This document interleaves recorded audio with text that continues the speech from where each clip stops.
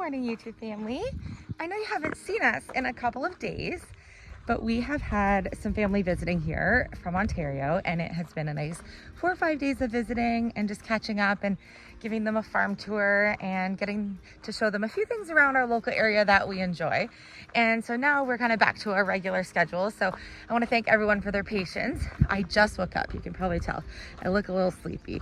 I got a really good night's sleep last night, which is so nice. It is officially summer break for the boys, but we have had absolutely beautiful weather while our family was here, which is like, you know, all you could ever ask for when someone comes to view this beautiful province we live in, Nova Scotia. But because we had beautiful weather, we're in for some rain. And I want to show you, oh my gosh, our brook is almost completely empty. It's absolutely the lowest we've almost ever seen it.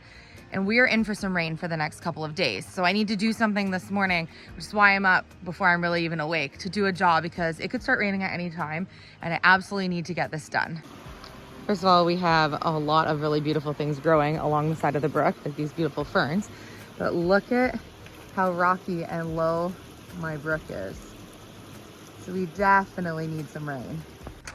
And the bugs are bad. The last 3 days, our bugs have been absolutely terrible, like almost unbearable to be outside.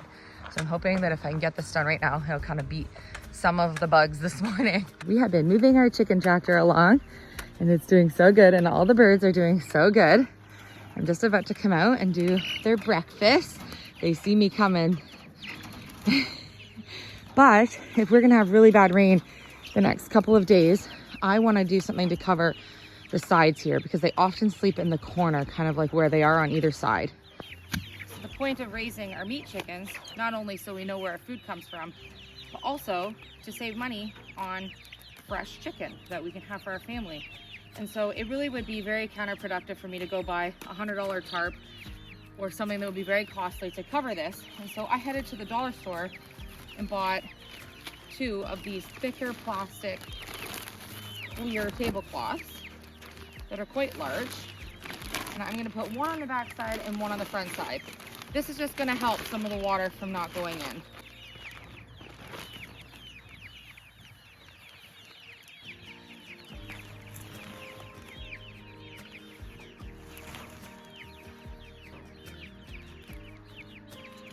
I'm not concerned about over there. I'm more concerned about the front because it's typically where they lay.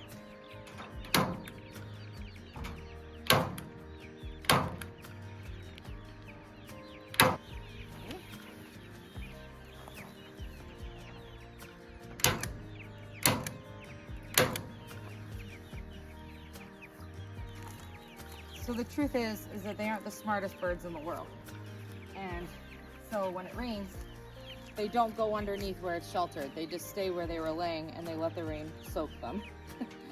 So things I can do to change the chicken tractor for next year is just know that they basically need full coverage.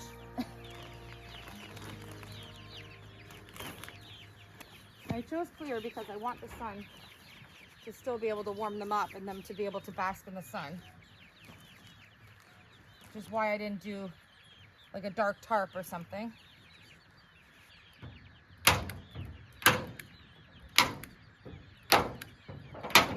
Actually staples right through the metal. It's perfect.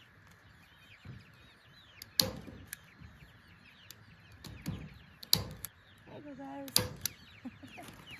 Happy staying dry to you. Okay, so that doesn't look so bad. I mean, it's just clear and it's gonna keep them nice and dry. So I'm pretty happy with that. I tried to make it as tight as possible so that if it does get windy, it's not gonna flap it. And then I put on lots of staples. Okay, so let's go get them some breakfast. Maybe about 6 months or so ago, the boys and I picked up these really, really cute cookie cutters and I was pretty excited about them. The cookie cutters that are literally all the animals that we have on our farm. And so the boys and I have been dying to try making these shortbread cookies that we can actually use to imprint these cookie cutters. As you know, in about 6 months or so time, we are going to be opening our very own farm shop. And I have dreams of this being the neatest and coolest and well-styled farm shop you could ever imagine. And part of that is that we are going to be selling some baked goods in our farm stand. And it is no secret, I've mentioned before, growing up, I did not really learn how to cook. And I learned majority of what I know how to do for baking and cooking just through trial and error over the years. And having my own homestead has allowed me to really have the time, especially doing YouTube, to practice a bunch of my baking and cooking.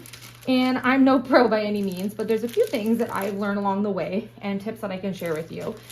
But one of the things I want to have in the farm shop is what we call Schedule B foods. In the province of Nova Scotia, you'll also have to check your own bylaws and regulations in the state or province or country that you live in.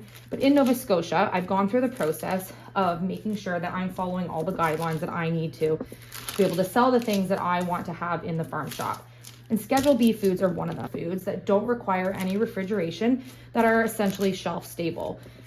And we are going to be avoiding a lot of foods to be able to stay in this category. But one of the things that I can have will be like muffins, baked goods like banana breads, cookies, simple, homemade breads, things like that. And again, shelf stable. So over the past couple of weeks, the boys and I have been practicing a couple of recipes that we were very excited that we wanted to first start with at our farm shop. Now I'm gonna make this first example to show you wearing no gloves because my family is going to enjoy this treat today. But when I do bake or cook for things for the farm shop, I am going to be obviously wearing gloves, and we will be working in some specific kitchen conditions. And I'll talk to you more about that in an upcoming video. But we got the cutest little cookie cutters for maybe like a children's snack in our farm shop, and I really wanted to try them with the boys. And so we made them a couple days ago to take as a treat when we met with family, and they were delicious. And I can't wait to show you these cute cookie cutters that we found online. So we are gonna try them out today. I think you're gonna absolutely love them. And of course, I'm gonna share the recipe with you. So first I made my dough, and I am going to make sure that it's not sticky for these very detailed cookie cutters that we're going to use. And I don't want anything to stick, so I'm just using a little bit extra flour today. You'll never know. I did do just a tiny bit less in my recipe, knowing that I would be dusting with flour here. I'm just working on a piece of parchment paper. Keep my work surface nice and clean. And again, when I am preparing for the farm shop, I will be wearing gloves. I will not be clean barehanded like I am right now. So I don't want my dough too thick, but I am going to be using a detailed cookie cutter, so I do want a little bit of thickness for my cookies. Okay, are you ready to see the cutest cookie cutters you've ever seen? So first, we're gonna start with a goat. Boys and I already did an example of these. So we have an inside sort of stamping part of the cookie cutter, and then we have the outside shape. So let's show you what we do here. So I'm gonna push the outside part down firmly, give it a little wiggle, and then I'm going to use the little handle and imprint the cookie, making sure that's level so I get the whole print. And then I'm going to move this, because it's the easiest way to do this, is to move it directly onto my pan that I'm going to bake on. I'll move this over a little bit for you. So I'm going to put it directly onto the pan that I'm going to be baking on, because it's easier to do this. First, I'm going to remove the middle. So I'm taking that out, and then I get to remove the outside part. And you want to make sure you put it back together so you puzzle your pieces together. I'm going to make a couple, and then I'm going to show you what they look like. My next one is going to be chicken. So we're going to put it down, push it into space, give it a little wiggle, lift and move onto my baking tray, remove the middle, and then remove the outside. So the whole idea is that families are going to be coming to our farm shop, not just individuals. And so I want to have something that's fun for the whole family, whether it be little kids or grandparents coming and wanting to take a nice treat for their grandkids, or travelers going through, campers full of families. I want to be able to have something for everyone, and variety is going to be the key. We're going to have some seasonal items, but we're also going to have some staples that will be there all the time, so that people can rely on specific items being at the farm shop when they're going to travel to it. Because the reality is, where we live, everything is far. So you want to know, if you've driven here for eggs, for example, that every time you pull up, there's eggs there for sale. Otherwise, you've driven a long way to get something you're looking for, and then maybe it's not there. So consistency of our products is going to be key to be able to create a clientele for our farm shop. And I'm hoping that when I show you over the next several months some of the prep that's going to go into not only coming up with the funds to be able to do this project, but also creating the products and everything that we're going to be doing, I'm hoping that this will inspire you maybe to do your own project. And maybe it's not to run your own farm stand, but it could be just to help you, to inspire you to start something that you're passionate about, that you've been putting off, that, you know, maybe you always wanted to do, but you don't know where to start, or you think, I have no funds to start. How could I possibly start? And guess what? I do not have the funds to start the farm shop quite yet. And I'm going to be saving to be able to get every little bit that we need to be able to make this dream possible. And this is where I'm starting. So on tomorrow's video, I'm going to show you the very first step on how I'm starting the very, very beginning stages of the farm shop. Not the building, but how we're going to get to that point. Okay, so these are our first ones. So we have what we call buns on our property. We have pigs and goats and chickens and cats and dogs and horses and cows. So these are so unbelievably adorable.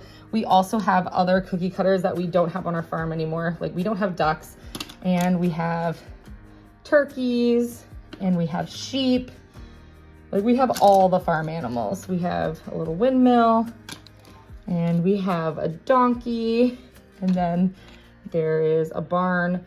But the ones that I want to use first would be to offer this as, say, a batch of cookies. So they would get 9 cookies, or they would get 8 cookies in a little package for kids for a specific price. And you can see I have lots of dough. So I'm going to now roll this in. So I have another ball, and then I still have plenty of dough here. So I can make quite a few of these cookies. So I'm gonna actually see in one batch how many of these cookies can I actually make. And I'm just gonna stick with the animals that we have here on our farm. And then I'll be able to figure that out. And then we're gonna bake these in the oven. So once I get a first full tray done here, I'm gonna put these in the oven while I keep cookie cuttering out. These cookie cutters take a little bit of practice. You can see they're detailed, and they do take a little bit to get out. So this is obviously something that, you know, is a little more time consuming than just making a bunch of dough and then putting into like a bread tray or something. But I think, how unbelievably cute are these? Like, if I was coming to stop at a farm stand and I saw these cookies, I would definitely want to buy some. So let me know in the comments section if you would like to see, you know, the starting stages of everything that we're going to be doing. You're obviously going to see how we are going to build and transform the front of our property into the paddock farm shop. But I want to know, do you want to see how I'm going to make that happen? Like, where is that all going to come from? How is that going to transpire for our family? I think that could be very interesting for you to see how we're going to actually do this. And so let me know in the comments section if you want to see that.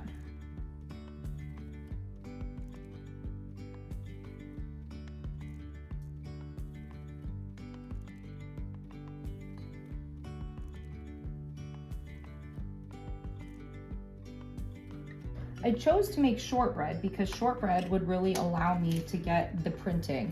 Any other type of cookie, when it actually starts baking in the oven, the shape really transforms and it makes it more of like a mudded pattern, because the cookies more like puff up or expand, where a shortbread cookie similarly stays this same shape when it's done.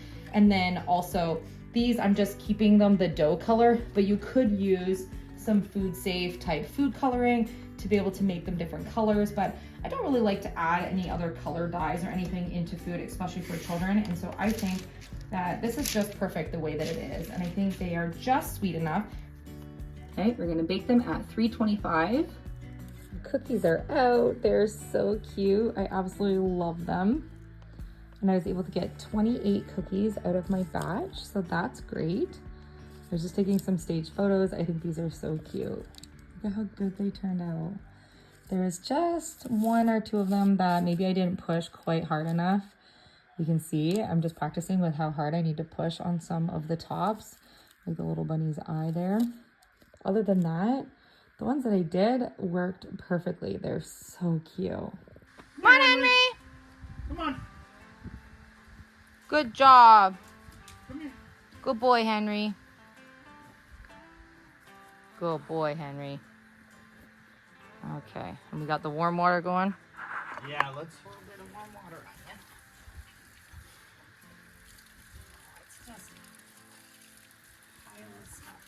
buddy.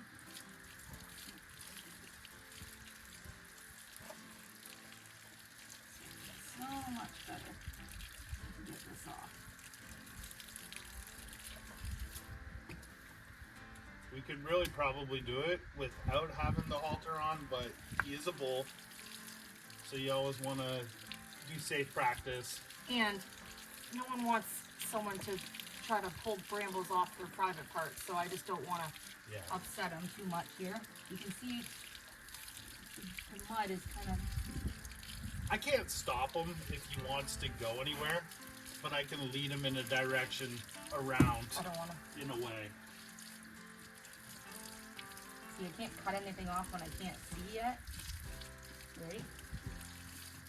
I have some brambles. So when Henry came to us, he had, I would say, the size of a large softball of built up, concreted brambles, dirt, just everything you can think of, all stuck to the end of his privates. A bug getting my butt. And we'd been slowly working at it, and when he was smaller, we had just gotten Henry, and it was winter, so it was very hard to use the warm water to obviously get him cleaned up. And so it's a process. It's not something you can do in one sitting, but we're making progress, and I think we're today going to make some of our final progress getting this cleaned up for him.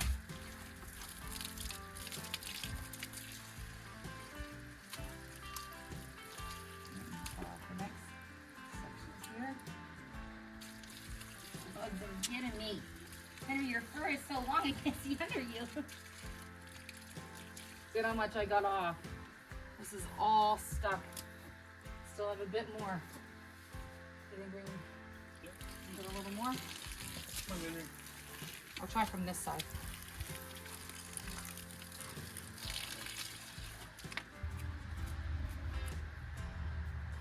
Yay! Big bramble. This is gonna be the last of it. Yay, Henry! Okay. Nothing like having scissors by somebody's privates. Okay, I'm gonna give you a little rinse now, and then you're all clean! Henry! Oh, buddy! What a relief! Yeah, we became a little more friendly today, didn't we, buddy? Okay.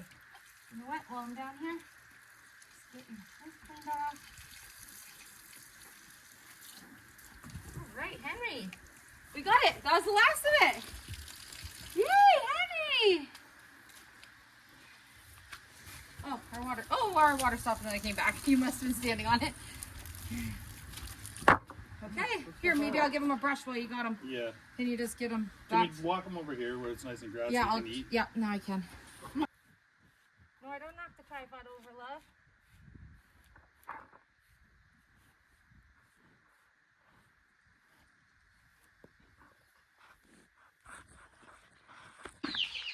Okay, we had some company over the past couple of days, and oh, what is all over my face? There's some farm on my face. So we had some company over the past couple of days, which means that we have a few things that we need to do today.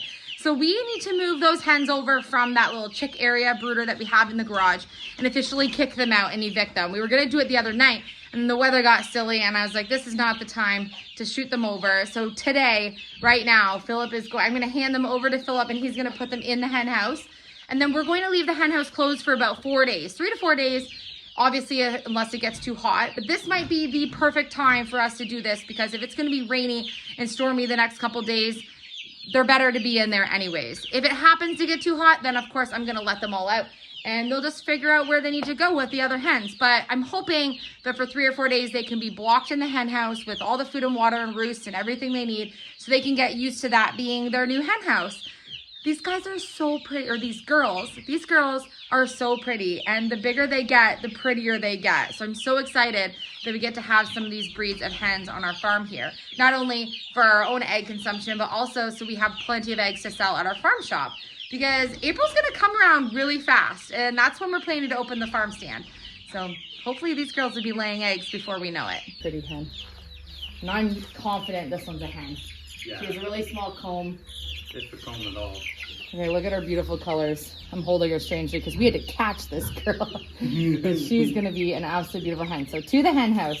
Okay, pick the next big one you can find. I'm going to the hen house. This one's so pretty. This one's so pretty. I'm going to count how many. Ooh, I think this one's an Orpington. I hope I don't get my breeds mixed up, but I'm pretty sure it's an Orpington. But look how big she's gotten. She's pretty. Yeah. And again, smaller comb. I'm pretty confident it's a hen. Yeah. Looks like a hen. Come on, girl. Oh, you're so pretty. Look at these beautiful feathers.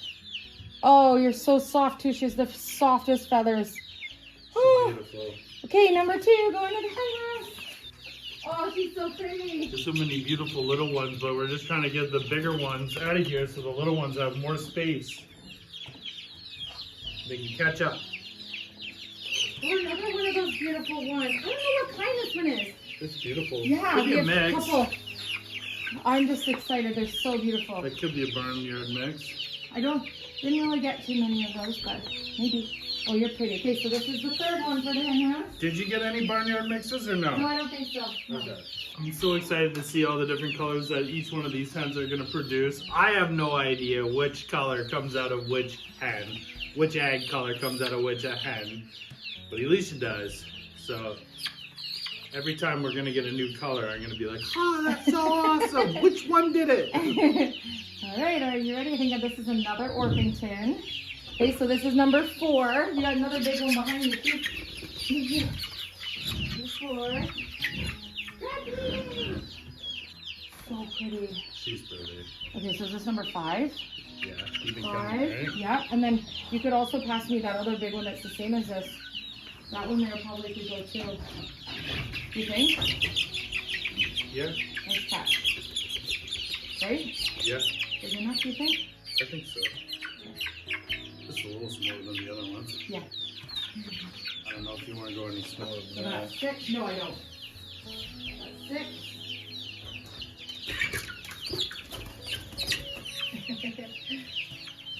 Ooh, copper Marin. This is a nice big one. This is the one I wasn't sure was a rooster or a hen. It looks like a rooster. But sometimes the black copper Marins have bigger combs, and I have to tell by the saddle feathers, so still up for debate. I'm not giving up hope yet because it was my favorite one coming in so far. Okay, so this is 7. Yeah. What about some of these like medium I sized feel like ones? maybe they need another week. Like, see those black ones with the lace? So Do you think we should wait another week? I think so. it's such a pretty bird. I know, it looks like an owl. Oh wow, look at its face. So I say leave those girls to graduate next week. There's still a couple Morans and a couple other ones.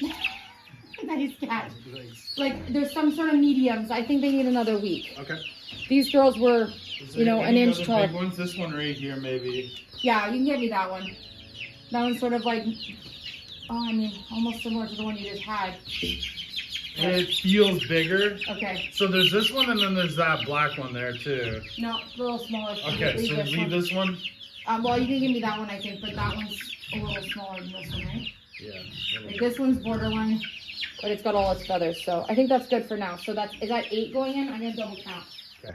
So with these 2 additions, it means we're gonna have 12 hens in the hen house right now. So we've gone from 4 to 12 this week, and then I think we probably have another 6 or 8 to move over next week, and then probably 6 or 8 to move the next week as they kind of keep going. So we had mixed age in our little brooder, which is why some are transitioning before others. But okay, number 7 and 8, that makes 12 in the hen house without letting them all out. Hi, Harriet. Hi. Good job. Have fun. 5, 6, 7, 8. Take care of them, Harriet. I'm gonna be coming out to do some half-hour checks every bit here and make sure.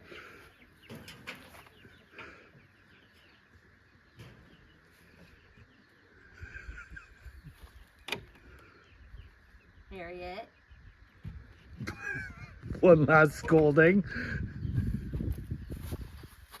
The new ones are standing over here, and the hens are like just looking at them like, who are you?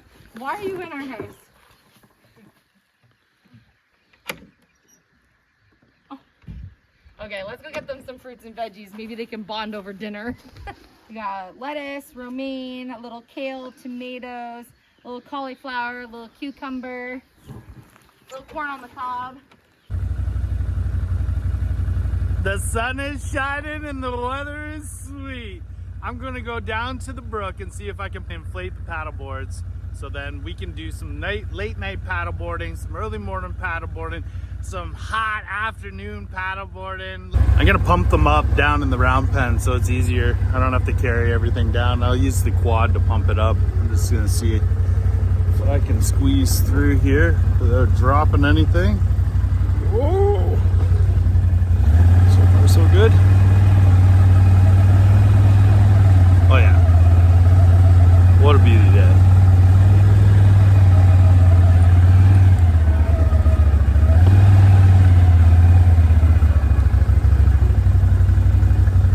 Perfect. We've got one paddleboard. We've got two paddle boards. We've got two carbon fiber paddles. Let's see what we can do.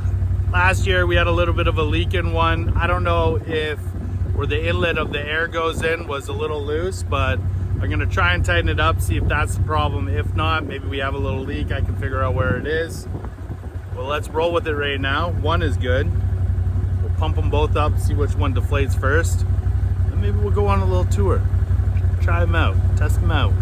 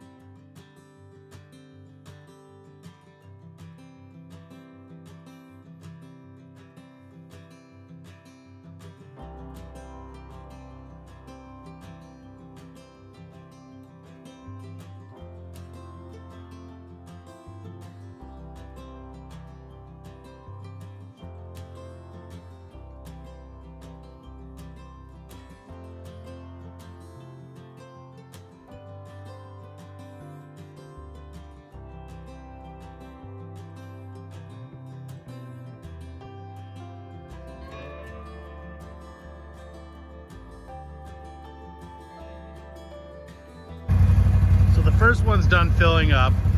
As we fill up the second one, we're gonna see if the first one loses any air. I forget what one was leaking. One was holding air perfectly before the end of the season. I tightened up both the nozzles. They were a little loose, so that could have been the reason why it was letting out air. I hope nothing's wrong. We do have a couple patch kits, but finding the leak could be an issue. So we're gonna fill up the second one. We're gonna see if the first one loses air, and then we're gonna go for a rip. Okay, well, one do I take? Do I take this one or do I take this one? Which one is gonna leave me stranded out there? That's the choice. I think this one has been holding air the whole time. So I'm pretty sure this one doesn't have a leak. I like living on the edge, and I think if this one's the leaky one, I'll really find out, because my weight on it when I'm out floating, it will push the air out and we'll find out. And I'll sink. We'll see. I got a Ziploc bag so my phone doesn't get wet when I go down. I think it's a good choice. There's so many black flies right now. Why? Go away, fly. Shoo, fly. Don't bother me. Okay, we're floating. So far, so good. We've made it past the first little shallow part. That now we're in the woods. Now we're in nature. These are where all the animals are. So hopefully we'll see something. If not, it's a beautiful day to get out on the water and enjoy the paddleboard. Oh, there's a bullfrog. I heard a bullfrog. Ooh. Ooh. Isn't it just beautiful out here? Let's see if we can make it past these rocks here. Might be tricky.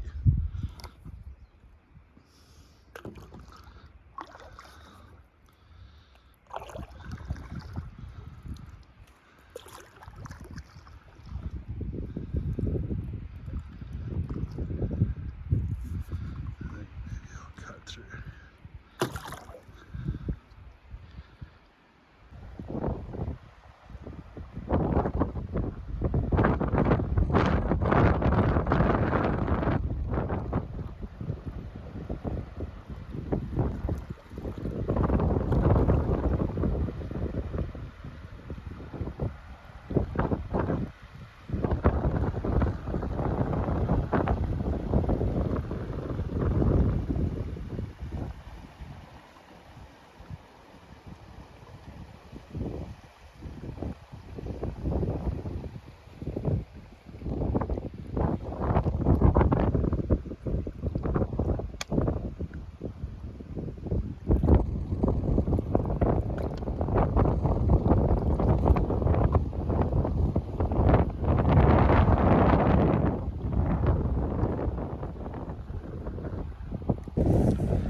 This is truly one of my favorite spots. It's so peaceful, so quiet.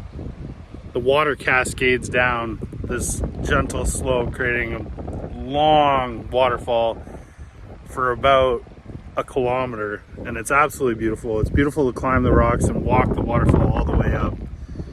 And sometimes you see otters swimming in here because it's deeper here. Usually there's an eagle up in the tree. There's heron all around here. If you're just here and you're present and you're quiet, everything comes out and everything comes alive. It's just absolutely gorgeous. I'm in a shallow part, so I'm gonna have to walk it. It's not a big deal, it's not that deep. The only thing you really have to watch out for in these waters are leeches. Oh my gosh. This is just so beautiful. It's a little windy, but that's keeping the bugs away.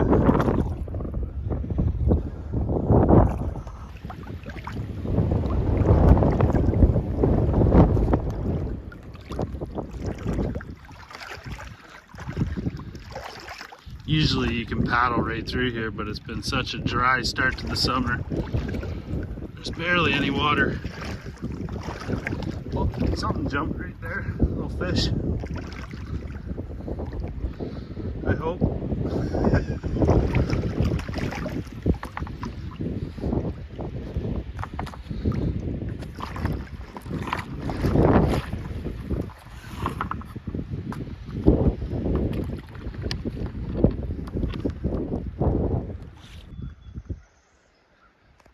I'm just floating in our little pool area here. There's no wind in it, it's nice and calm. It's a nice spot. There's some nice fish in here. Maybe not right now because it's a little shallow and warm. All right, what a success. I didn't sink, made it back home, made it to the cascading, beautiful waterfall. And now I'm gonna wait for my kids and my wife to get home, and then they can be like, yeah, you filled up the paddle boards. And then, yeah, life is sweet.